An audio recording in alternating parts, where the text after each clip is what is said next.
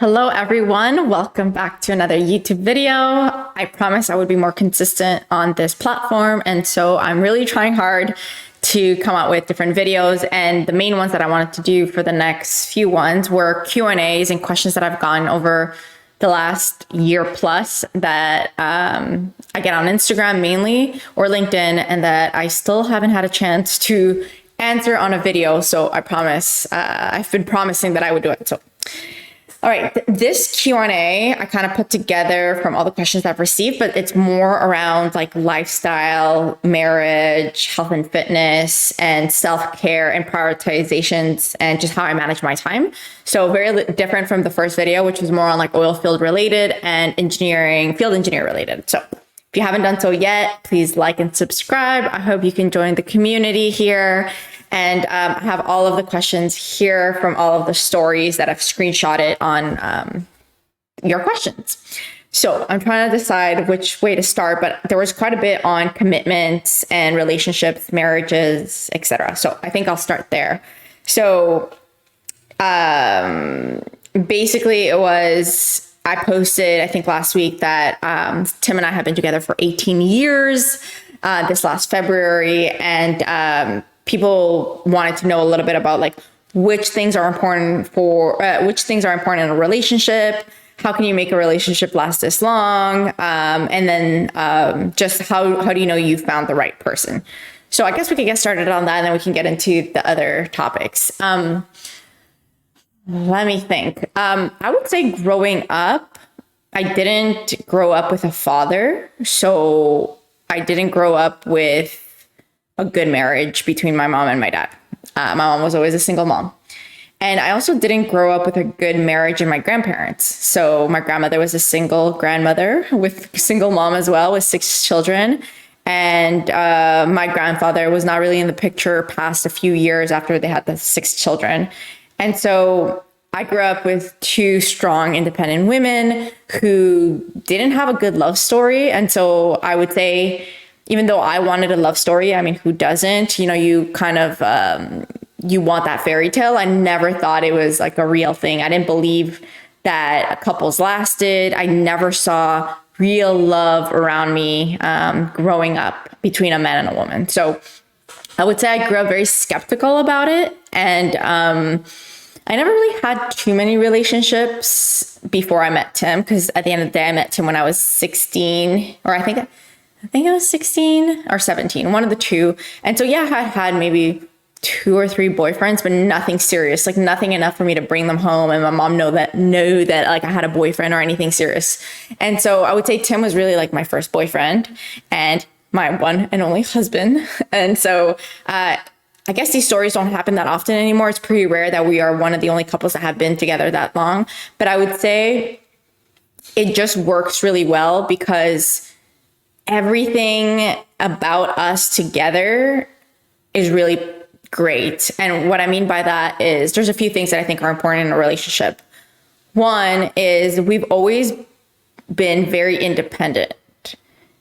He life and he's after his dreams and goals, and even though they're aligned with mine, he very much on his own. He doesn't necessarily need me to be successful. And I would say the same thing for me in a way, where I have my own career, I have my own money, I have my own dreams and ambitions, where I motivate myself. And I think we complement each other really well because we're very strong, independent people that don't need each other. But when we are together, we are better off. And so I would say it's really important for me to have a partner that has his shit going and that he's motivated on his own, and he doesn't need me. He doesn't need to be asking me what to do, or it's the same for me. Like we're just very independent people, but we work really well together. And so I would say that's one of the reasons it's worked. Another thing that Tim always says too is like, we don't tell each other what to do. We never, ever have, and we never will. And that's just something between us. And I know a lot of couples are very different, but I would say since I was 16, 17 years old, I always did what I wanted to do. He always did what he wanted to do. And luckily it complemented each other. And there was never a decision that he was taking that I was completely against, and the same for me. So for example, when I graduated university, we were together and I decided to take this job at SLB and move across Canada. It was something I wanted to do. And I was never going to let somebody, even if he was my boyfriend at the time, tell me what to do with my life. If that's the goal that I wanted and I want to go work there, you're either on board or you're not. And the same for him. He always did things that he wanted. And luckily I was always supportive with what he wanted to do. So I would say it's interesting how it's worked so well. But I would say the main portion of it is that we don't tell each other what to do. And I think that happens in quite a bit of couples where there's always someone giving an opinion of what you should do next, et cetera. And you stop listening to what you want to do. And I would say that's why it works so well between the both of us, is because we're still living what we want. And yeah, I'm sure we've had a few conversations of, is this really the right thing for us, et cetera? Because at the end of the day, we are a couple and a family now with Sky, where of course we need to make decisions together, but there's never anything that I want to do. And like, I'm at the core and this is what I want to do. And he would say, no, you're not allowed to do that. Or the same for me. And so it's all compromises, but I would say it works really well. The other thing too, on the independent side, and I think we should talk about money because it's probably the number one reason most couples fight. And I would say since I was a little girl, my mom always said, you need to have your own money. You should not depend on a man, buy your own stuff. Because one day when you get divorced, if it happens, or if you get into a fight, she felt like a lot of men were always like, well, I bought you that purse, or give me back that ring, or whatever it is that the man bought for the wife. And so she would always say, like, buy your own things, buy your own diamonds. And so I've always kind of had that in the back of my mind. And even though Tim's been super nice and given me a lot of gifts, I would say when I want something, I'm going to buy it for myself, because I never want anyone to tell me that they gave it to me or that they bought it. And so that was kind of the background on the financial side too, which we don't fight over money a few times, but there shouldn't be a reason why we fight about money, because we've always had our own separate bank accounts. Even though we got married, we have our separate bank accounts. We have our own investments, our own money, savings, etc. And then together, of course, we have a joint bank account together as a family where a lot of the expenses come out, and that's usually like livable expenses. So any sort of payments, bills, etc., will come out of there. And then the rest we just save and we keep. And then it's our money. So technically, he's not allowed to tell me what to do with my money. If I want to give it away, if I want to pay for a $50,000 trip to the moon, he should technically not have a say in what I do, because it's my money. It's not the family's money, it's mine. And the same for him. He has his own money. And so I think it's a good way where you don't have to fight over every transaction because you feel like that's yours and your spouse is making this decision that is involving you. So it's worked out really well on like the separate financial piece. So yeah. All right. How do you know that this is the right person to marry? So I would say finding the right partner and who you decide to marry is probably the most important decision you will ever make in your life. Like, I don't think there's anything more important than this decision, because this will make or break you. This will make your life amazing or make your life miserable. And so I really think you should really think about who you're marrying, really think about who this person is, which is why I think dating is such an important part where you really should figure out whether or not you want to spend the rest of your life with this person. And I would say if there's any slight red flags, or if there's anything that you're hesitating towards a person, it's bad. Like, they're never going to change. Like, I don't believe in people changing. At the end of the day, you are who you are. And yeah, you can get better at certain areas, but at the core, if this is who you are, there's this belief that like they're going to change. And, after we get married, they're going to change. They're going to want kids. They're going to not want kids, whatever. I think it's really hard, and it's a recipe for disaster. So I feel like you really need to be all in on all areas. If you have a lot of red flags, I would just date a little bit longer and figure out if that's the right person. But choosing your partner, in my opinion, is, the most important, crucial part of this entire life of yours. So anyways, on couples side. So thoughts about infidelity. That's one question here. And then another one was being in the field for so long, not seeing each other. How can it affect you? And then handling long distance because of the field work. How best can we do that? So I'll kind of buckle these three in. So thoughts about infidelity. This is a very good question. I have never answered something like this before. And I would say I would not be okay with it, like plain and simple. I don't think it's something I would ever be able to move past. I mean, you can forgive, but you don't forget. At least I won't forget.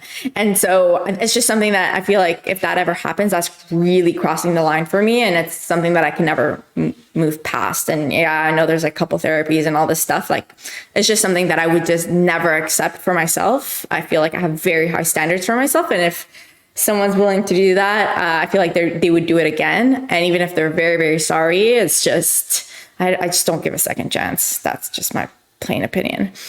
Being in the field and the whole long distance thing. You need to find someone, again, that is willing to support you when you are in the field.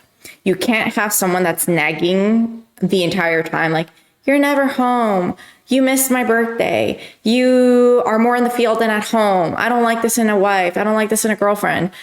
If that's what you're getting, that's the wrong person to be with. I feel like you really need to be with someone that's your biggest cheerleader. Someone that when you're calling home and feeling down about being in the field or being away from home, you need someone on the other line that's like, you got this. You've only got 10 more days, or trust me, this field experience is going to be good for you. You got this. I'll wait here for you. We're going to do something great when you get back. That's the vibe that you need in order to be successful. Because if you have negativity at home waiting for you while you are out there working super hard, it's just going to be really difficult to continue, because they're going to make you think that you're making the wrong choice career-wise and that you really should be home, etc., just because they want you home. And in my opinion, they're being selfish, because this is a part of your journey. It's part of your career. They should be supporting you instead of nagging on the fact that you are away in the field.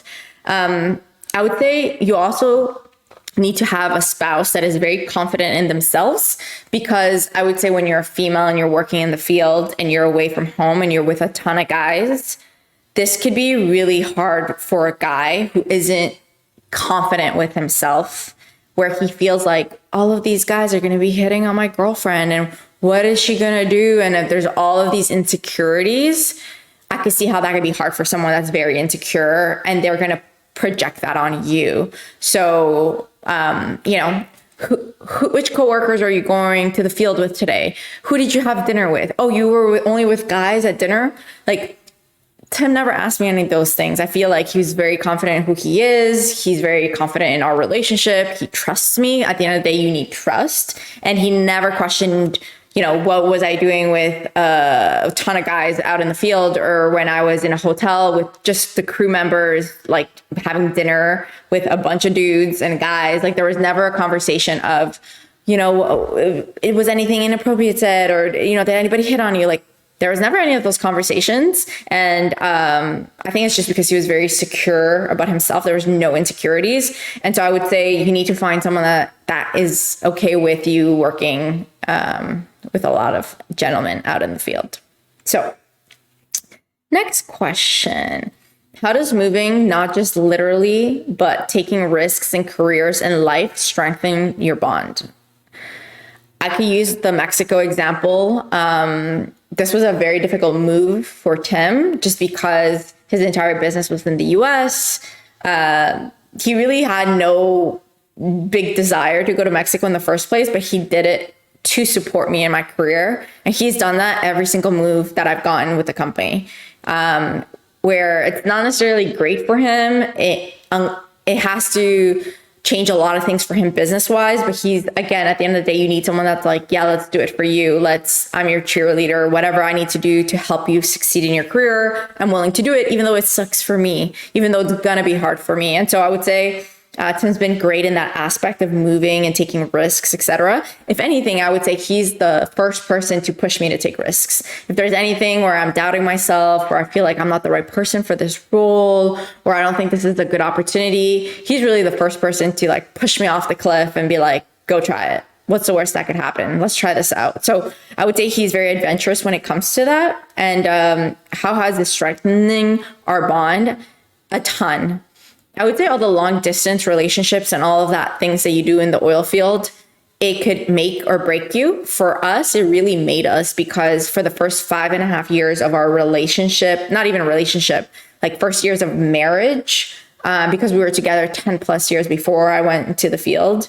The first few years of marriage, I would say, I was gone for multiple weeks at a time. Sometimes I'd be gone for a month or two. And he was just always, he was good about it. And I would say it strengthened our, I can't even say that word. Anyways, English is my third language, by the way. It just made our relationship a lot stronger, because we learned how to work around challenges and difficulties and, long distance relationships, which are not easy. And so I would say it just made us stronger in every aspect of our relationship because of the field, and just trusting each other, being, not in the same household, etc. And so even moving to Mexico, I would say all of the challenges that we went through as a family, moving, finding a home, dealing with our first international experience together, the lows, the highs, all of it, he's been by my side. And I would say we became a stronger family after we left Mexico, because we had gone through so much and we still made it out alive. We didn't get divorced, because I'm sure it came close where he was just like, I want to leave this place. And, there was a lot of challenges as well. And so I would say we definitely have been stronger together overall the last 11 years of challenges through work and moving, etc. So I would say it will make your family stronger the more and more you move. Okay, moving on to other questions that I have here on self-care, etc. So how do you manage your time? This is a topic that I feel like I should do an entire video on, is how to manage your time. Something that I think a lot of people are not good at. When I get the question of how do you do it all? How do you do this and this and this and be successful in all these things? I don't really think too much about what I'm doing as something different, but I guess I just use my time a lot better than most people. I would say most people waste their time. I never do. I look at every minute that I have in the day as a way to get something that I need, or as money. Time is money, and it's a resource that's finite. And so I really look at time as just the most important thing. I wake up super early, like most people know, between 5 and 5:30. And I start my day super early, getting things out of the way. I prioritize a lot. So I have a to-do list that is super long, but I really focus on a few things that day. And so I make sure that I get those things done and prioritize that when I'm working and just getting things done.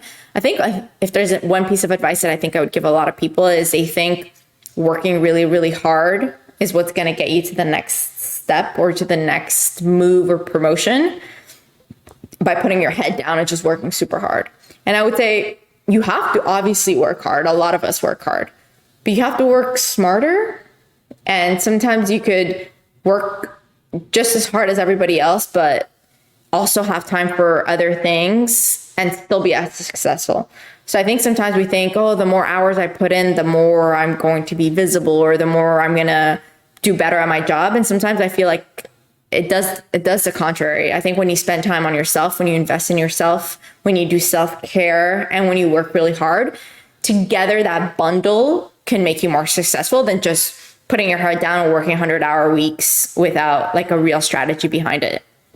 Just on, I worked 100 hours, and you're just focusing on the amount of work you're doing versus how smart you're working and how visible your job is, etc. So I would say time management wise, I block a lot of things in my calendar. I am the calendar blocker. I always schedule a good hour and a half in the morning, early in the morning, where I don't want anybody to bother me, unless of course something's burning down and you need attention, where I can work out. If I don't work out in the morning, it's super demotivating for me. I don't have the energy during the day. I will not be a good employee. I will not be a good wife. I will not be a good mother. And I know that about myself. And so for me, working out and just getting those endorphins is super critical, that I need to put it into my calendar and I need to get it done. For whatever reason, it gets disrupted and I have to do it in the afternoon, I will still get it done in the afternoon. But it's something that I I always tell people, like, I always need to take care of myself and fill my cup before I can fill anybody's cup. And I know it's usually the other way around where, oh, I work so hard and then I'm the last thing. I give attention to my kids. I give attention to my work. I give attention to my husband. And then they never fill their cup. That's not me. That's never been me. That will never be me. I always prioritize myself. And I know sometimes it sounds like, oh, she's so selfish. It's how I can perform at my best. When I take care of myself, body, spiritually, mentally, I could be the best at everything else that I have to accomplish because like I'm good with myself. And I think that's something that a lot of people always put last. So if there's anything you learn through this YouTube video is like, you have to learn to put yourself first in order to be like, in order to perform really well. And then I would also say on the time management side, people want balance. And I would say if you really want to do great things in life, there will be no balance. There's always a give and take, and there's always going to be unbalance when you're trying to achieve greater things. It's hard to achieve great things when you're like so zen and like you want everything to be 50-50 and like I'm not going to work past X amount of time, etc. It's going to be hard to achieve those things. I would say people who are very successful, they're very unbalanced, but it works for them and it's what fills them up. Like a balanced life wouldn't be exciting for them, you know? So I think you kind of need to look at that balance question a little bit differently. I would say I do not have a balance. If anything, sometimes I feel like I need to turn off a little bit because I do work a lot, and not just in my job, but I work a lot in FTB. I work a lot with SLB. I work a lot on myself, on investing in myself, on networking, on going to events, on speaking on panels, on doing volunteering things, on traveling, on being a friend, on being a daughter. I mean, I'm spread thin, but weirdly, like I enjoy this. Like I feel like if I wasn't spread thin, I would be bored. And so for me, it works. But I know somebody looking at my life and looking at how many things I have to do in a day and how packed my schedule is, it could be overwhelming. So I really think like you need to learn how to balance yourself. And then I would say something that I've learned recently this year is like, if it's not a hell yes on the spot, it's going to be a no thank you for me. And that's something that I'm still learning because I feel like I do say yes to a lot of things when I should in reality say no, because I deep down, I don't want to do it, or I know it's taking a lot of energy on my time or space and time. But I'm someone that like, I want to please everyone. And so that's another thing. Don't try to please everybody. But now anytime I get asked to speak on a panel, to be part of an event, to do anything volunteer wise at work or be part of any initiative, I really have to look inside and be like, can I fit this in? And if it's not super exciting for me and I just feel like I'm doing it to be nice, it's a hell no for me now. So I'm saying no to things. Just so that I can have more flexibility on my end and spend some more time at home with my daughter, etc. So learning to say no is something that I'm working on. What was motherhood like? Okay, I think I've been talking for 22 minutes. So I'll make it a little bit of motherhood, and then I will answer one more question, and then I'll close it off, and then we could do another part 3 series because I have tons of questions from Instagram over the last year. I'm sorry I haven't answered them in so long. Motherhood. Let's see.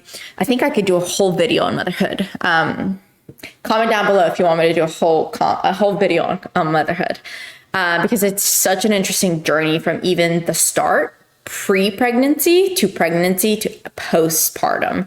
It's been an entire journey.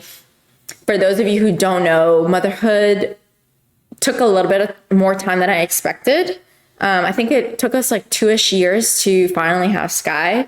And I would say those 2 years were probably the most stressful 2 years of my life, because being a mother was something that I really wanted to be.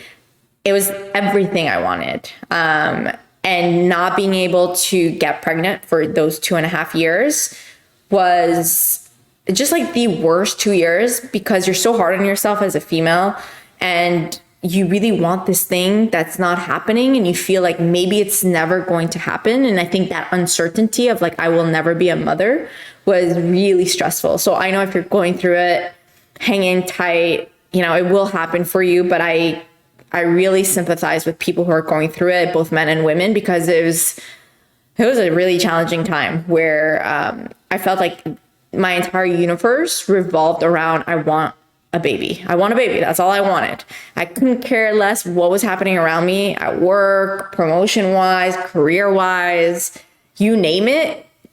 My focus was like, I just want to be a mom. This is what's going to bring me happiness. And so for a good amount of time, I was just so focused on it happening that it wasn't happening. And so I was getting even more and more sad and frustrated with the whole process. But I would say, luckily, we finally got pregnant. And pregnancy for me was really awesome. I loved it. Like if this is what pregnancy is like, I would have probably had 5 kids because it was great. I felt great. I loved it. I had such a good bond with Sky. I was never sick. I mean, perfect pregnancy. So sorry for everybody else who doesn't have a good pregnancy, but I really did. I loved being pregnant. Then I have the baby. I have Sky. And I would say my world turned upside down that day, in that moment, because I felt like I was no longer me. What was going to happen to Maciel, this one person that I really liked being, and her independence, her flexibility, her freedom, to all of a sudden, feeding my baby every 2 hours, breastfeeding, having a C-section, not being able to work out, which working out for me was like a huge thing. And so it was just all of these things coming at you, the hormones, all of it. I would say the first good month and a half to 2, I was struggling in postpartum. Not postpartum depression. I never had any negativity towards Sky. I love her from the moment she was born, even before she was born, like just such an amazing kid. But definitely there was like something in me that was like, you're no longer Maciel. And there was like kind of like this death, let's say. And for the first month and a half, I never thought that I could ever feel good again, because you're going through it. You're going through like the bad parts, the no sleep, the deprivation, the body changed, everything. And I felt like I could never be me again. And, almost 3 years later, because Sky's going to be 3, you could totally be yourself again. And not even your old self. You're a new person after becoming a mom. And it's simply amazing. And I know those first months are just hard. And I think you'll never understand until you go through it and live through it and then be on the other side to be like, it was going to be okay. But yeah, motherhood's been great. I encourage everyone who wants a kid to do it.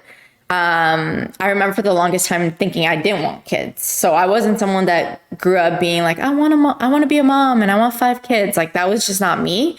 It was all about my career and about myself. But I'm so glad that when I turned 30, this motherly instinct came in me of like, I want a baby. Like I've been working so hard towards my career that now I want this other thing to have with Tim and like have this family. And there was a lot of fear coming into it, a lot of fear on what would happen with my career. Will my career end? Like, it's crazy to think all those things because that's how you think. Even in 2020, when I had her, those were my thoughts. And I speak to a lot of people now in 2024, and they still have those same thoughts. And so I'm always trying to push people to be like, don't think like that, because all of the things you're scared about, they're in your head. And it's going to be fine. And so I'm just so glad that we were finally able to do it. I would say being a mother is the most rewarding thing I've ever done in my life. And I would pick being a mom over anything in the world, over a career, over anything. It's the best gift that you can possibly have. And I'm just happy that I'm able to balance both and be successful in both. Yeah, sometimes do I think I'm the greatest mom in the world? No, there's still a lot of things that I need to work on because it's hard to balance everything that I want to do, plus give your 100% attention, to your child. And so it's a constant game. Some days I'm a great mom. I took her to the park. We hung out. We spent all day together, but then I dropped the ball on everything else. And I was a shitty friend, a shitty daughter, a shitty coworker, a bad employee, because, you can't be doing everything at once. Like you can't have it all in that one spot. I do think you could have it all together, but every day is just going to be changing. One day you're good, one day you're not. But I would say that's my take on motherhood. It's just the most beautiful thing in the world. And I encourage anyone who wants children, to go for it, and don't be too worried about your career. All of it will work out, and all of the fears that you have are really just in your head. So yeah, I'm going to stop it here because I see that it's almost 30 minutes, and I feel like that's a long time. So I will take half of the other questions and I will do a part 3. So hopefully you guys enjoy it. Let me know what you think about this new type of YouTube video where it's more me talking. And yeah, see you on the next one.